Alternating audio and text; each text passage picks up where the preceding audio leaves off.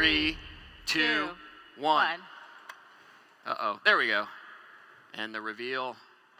All right, there it is. Awesome. That is awesome. So, there's a lot going on in this ticket that tells an amazing story. It's amazing. It's, we're just having a great discussion here with everybody at the Indianapolis Motor Speedway and obviously the Indiana Airport, the International Airport here. This is my two homes. So I'm going to be flying on the new Southwest flight back to Nashville, where I live, but Indiana is my second home, and to be here and unveil the ticket for the 109th running in the Indianapolis Motor Speedway or Indy 500 is going to be, I can't wait to get there, I guess is what I would say. I hadn't seen this until today, so it's very cool to see it. I think the team's done an amazing job, so very, very proud. It's very cool to see, the progression 2023, 2024 in this picture. I also like that they sort of paid homage to the back-to-back winners. It's not happened very often in the 108th run, history of this is going to be the 109th running this year. That's a lot of years for no one to ever win it 3 times in a row, so you can see how special it is just to win it back-to-back, and I love that they celebrated that on the ticket.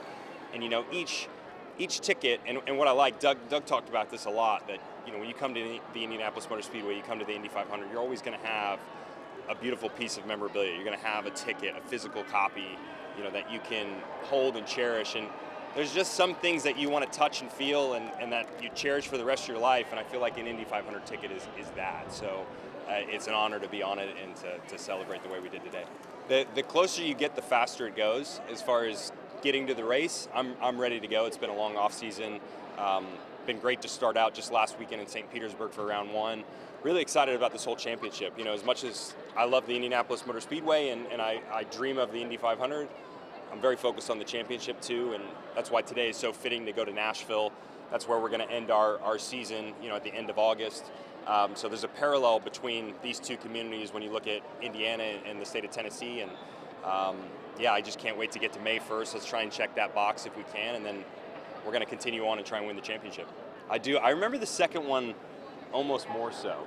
The first one is massive relief. The second one was pure joy, and really was taking it in. Everything happens really quickly, but it's also in slow motion at the same time. It's like a car wreck. In so many ways, you win the race and you're like experience a car wreck. But it's incredible. There's nothing like it. I've never been a part of something in sport where you have that much of adrenaline rush when you win a race. It's really cool.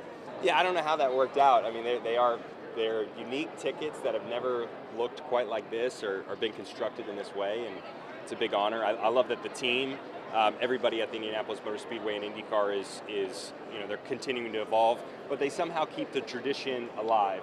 There's some things that probably should never change about the Indianapolis Motor Speedway because it's nostalgic, it's what you expect. But then obviously there's some things that we will evolve, we'll make new age, but it still has that old school feel to it. I'm ready for round 2, ready for this championship. We got through the first round pretty well, we got some good points. We just need to keep going this year and be consistent. I know we can be in the championship fight, I know we can challenge for the Indy 500 win. So I'm really excited that we're off and going. It's been a long off season, and ready to see where we end up at the end of this year. Really, really excited to see that. A huge shakeup in the world of swimming. You can see behind me, I'm here at Carmel High School's brand new natatorium, a beautiful facility. Athletics Director Jim Inskeep joked with me on the way in, it's the house that Alex Shackell built. The Greyhound senior's resume speaks for itself. She lit the world on fire this summer at Lucas Oil Stadium for the Olympic swim trials, going on to Paris to win a silver and gold medal, and now she's made a decision on where she'll swim collegiately. It feels best for me in my heart. I don't really need any other people to tell me if it's the right decision. I believe it's the right decision, so I'm happy with it and I'm gonna go with it.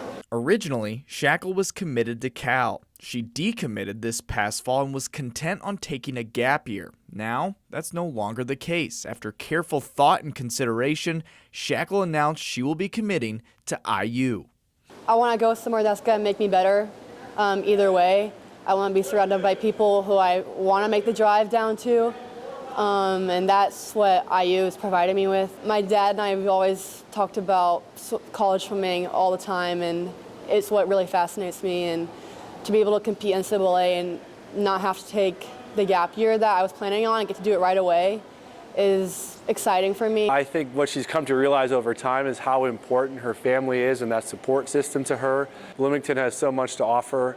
Carmel has so much to offer, and this is just a really good fit for her. Shackell never envisioned staying this close to home, but she knows this decision is what's best for her, regardless of outside opinion.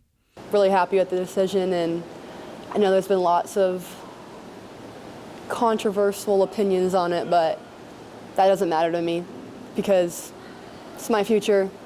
I want to continue to be great in swimming. So having Plum by my side, my family, like I said, my friends, and now a new family, IU, I think that's going to lead to my best success, and I'm really excited. So that's what matters. A huge get for IU, a sense of relief for Shackell, a chance for all of us to continue watching her excel at what she does best. At Carmel High School, I'm Dominic Miranda, 13 Sports.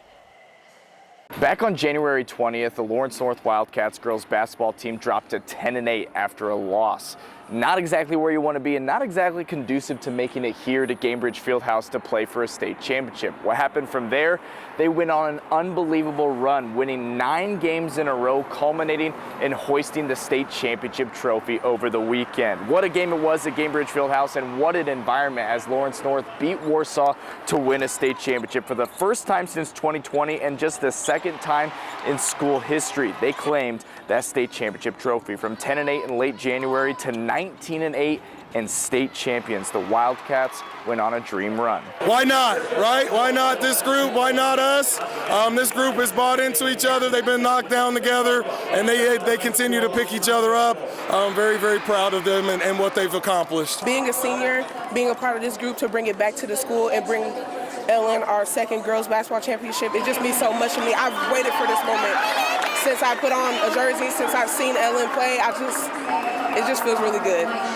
The state championship stays in Lawrence Township. Of course, Lawrence Central winning the 4A state title a year ago, and now Lawrence North claiming it in 2025. State clearly runs through Lawrence. There's no doubt about that. Congratulations to the Lawrence North Wildcats, your 4A girls high school basketball state champions. For 13 Sports, I'm Dominic Miranda.